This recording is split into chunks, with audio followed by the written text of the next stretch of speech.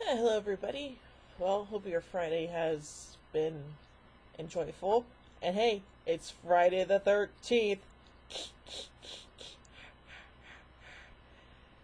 Yeah, sorry, I just had to do that. Anyway, so today we're going to be looking at Scars of Dracula. So, without further ado, here we go. In the opening scene, Dracula's remains are seen lying on a stone plinth in a chamber in his castle, having been defeated in the previous century. The chamber can be accessed only through the windows set high in his castle wall. It is not explained why his remains are there or how he came to die there. Suddenly, a large bat flies in and hovers over the plinth, regurgitating blood onto the vampire's remains. Ew! Almost immediately, the remains start to interact and bond with the drip blood. Within seconds, Count Dracula is once more resurrected. Jeez, given the number of times Dracula has come back from the dead, sheesh, considering how many times Count Dracula has risen from the dead, you think him and Freddy Krueger could have, like, I don't know, a rising from the dead contest. Although, to be fair, I'm pretty sure Freddy Krueger would beat Dracula in that contest, but anyway. Soon afterwards, the local villagers are enraged that yet another young woman has been murdered by the Count. With the priest's blessing, they rise up and set fire to Castle Dracula. However, the Count is safely asleep in a solid stone chamber. When the villagers return home, they find that every single woman and child in the village has been slaughtered in the church by bats. Okay then. Falsely accused of rape by the burgomaster's spurned daughter, libertine Paul Carlson flees the Kleinenberg authorities by jumping into a nearby coach, which, though driverless, heads off at a great speed. He's deposited near Count Dracula's mountaintop castle. Initially, he is welcomed by the Count and a beautiful woman named Tanya, who later reveals herself to be imprisoned by Dracula as his mistress. Ooh. Paul later has a liaison with Tanya, who concludes their love-making by trying to bite his neck. Dracula enters and, casually throwing off Paul's efforts to stop him, savagely stabs Tanya to death with a dagger for betraying him. The vampire's servant Clove dismembers her body and dissolves the pieces in a bath of acid. Locked in the room behind the castle, Paul uses tied-together bed curtains to climb down to a lower window. The line is withdrawn by Clove, and he finds himself in the Count's chamber. Uh-oh, I think he's in trouble! Paul's more sober brother Simon Carlson and Simon's fiancée, Sarah Framson, come searching for him. A maid at the tavern directs them to the castle and they investigate.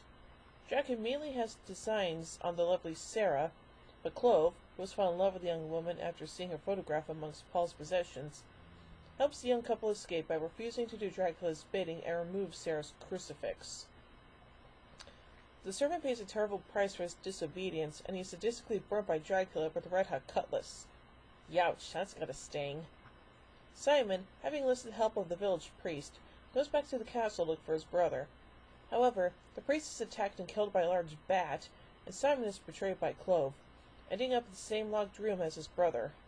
Opening the coffin in the middle of the room, Simon discovers a sleeping Dracula, but the vampire's power reaches through his closed eyelids, causing the young man to collapse before he could take action against the Count.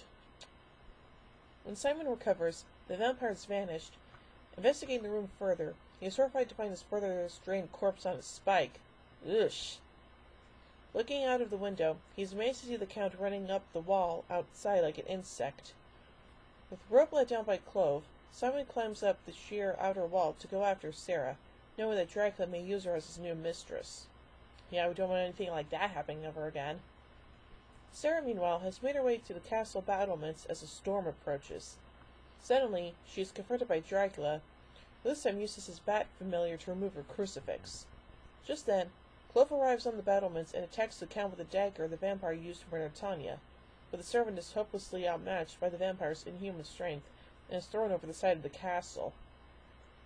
Simon arrives and throws a heavy iron spike at Dracula with the intention of staking him in the heart. The spike pierces the Count, but on the wrong side of the chest. Uh-oh.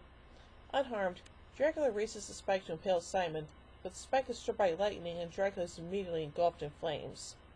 Staggering in agony, the Count collapses and topples over the castle's battlements, falling to the ground far below, where his corpse continues to burn fiercely.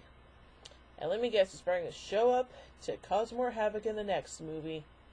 Well, I'm not surprised. Anyway, let's look at a bit of continuity here about this movie. A character called Clove had previously appeared in Dracula, Prince of Darkness, as played by Philip Latham, in which he served Dracula as a butler.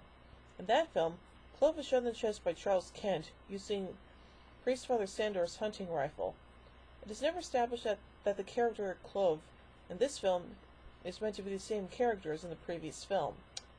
Yeah, that's a good point there. So yeah. So overall, this movie is pretty entertaining.